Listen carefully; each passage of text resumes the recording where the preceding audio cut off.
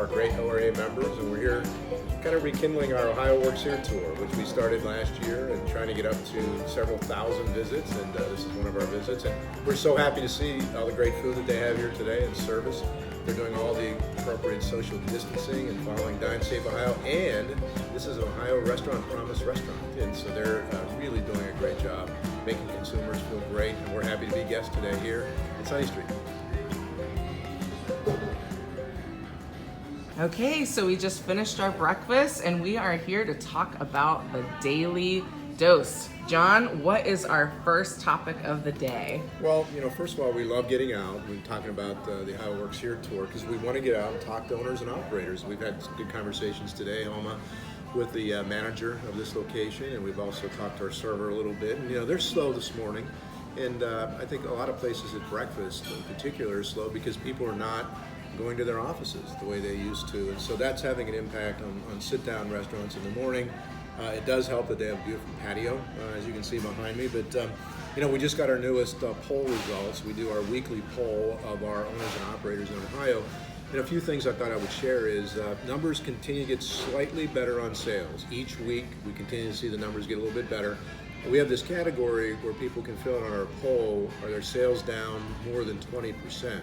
And it's really a range between down 20 and down 90, which is terrible. But that number used to be up around 75% of restaurants were down that much, and it's dropping each week. We're down to we're about 62% of restaurants are down that much. And so, again, we're watching these slight incremental sales improvements every week, and we're happy to see that, but we have a long way to go.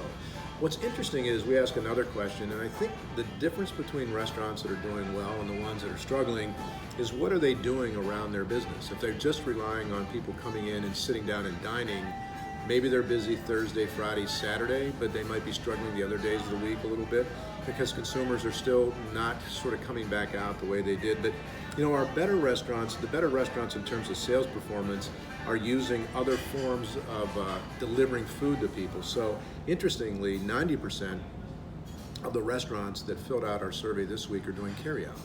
And that's a huge number because before COVID-19, it was nowhere near that number. So even sit-down restaurants, and we saw some people coming in today and getting some food to go, that's a way that people need to think more and more about, I have my sit-down restaurant, but I'm going to have to figure out a way to deliver some, even if it's a limited portion of my menu, to carry out. 87% of our restaurants are doing phone ordering, and so that's a much higher number than we saw back really in January and February.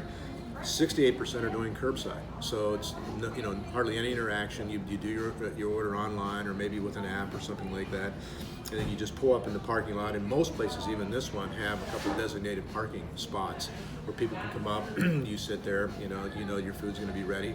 They come out and they put it either in your back seat or your trunk, whatever you want. These are very unusual times, but I think restaurants have to think like that to succeed.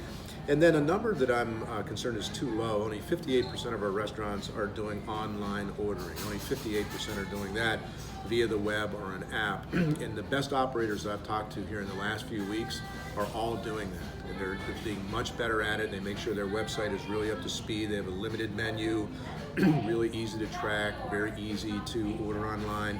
And then although it takes an investment on your website and your app, it really does seem to be paying off because we're getting the factual data in our survey, but we're also getting the anecdotal feedback from restaurants around the state who are doing that, and they're having better results. So interestingly, we keep asking the question each week about, can you get the break-even sales in 2020 this year with the business that you have?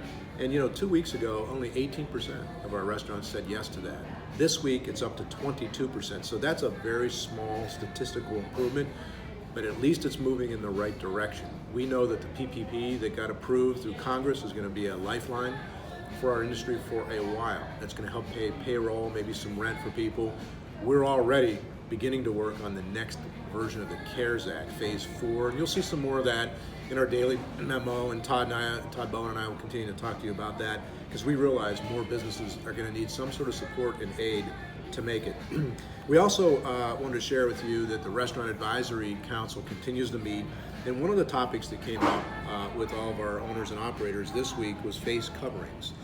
And I asked everybody to kind of weigh in on this, and about half of the people on our advisory council for the state of Ohio have said they want to continue using face coverings in their restaurant for their employees, but almost another half said they don't, that they find it to be restrictive, it's too hot, things like that. So we're finding, no consensus on this. In fact, in our poll, 54% said they believe it's important for everybody to have a face covering on in their restaurant to improve consumer confidence, 54%.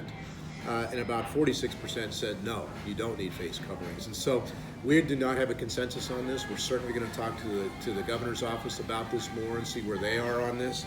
It is something that the CDC continues to encourage everybody to wear face coverings, but we realize that it is difficult for people, but consumer confidence is the key.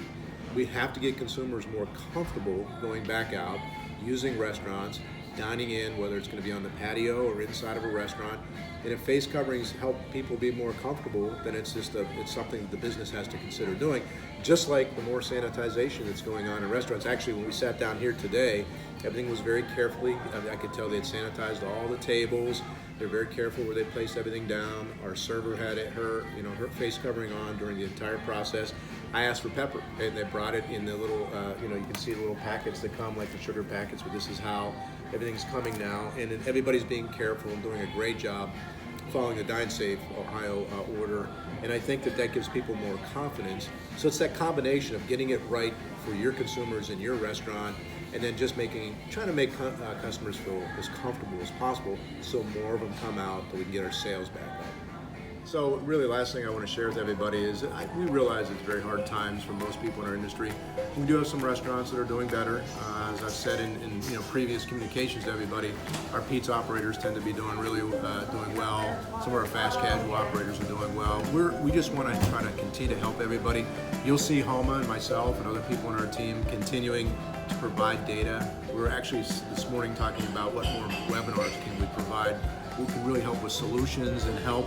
How about some podcasts, things like that. We're going to be looking at all that and continue to adjust and go to the next phase of our communications with all of you, so we can really together do a better job and get this industry on the road to recovery. So thanks for watching. And that concludes our Daily Dose.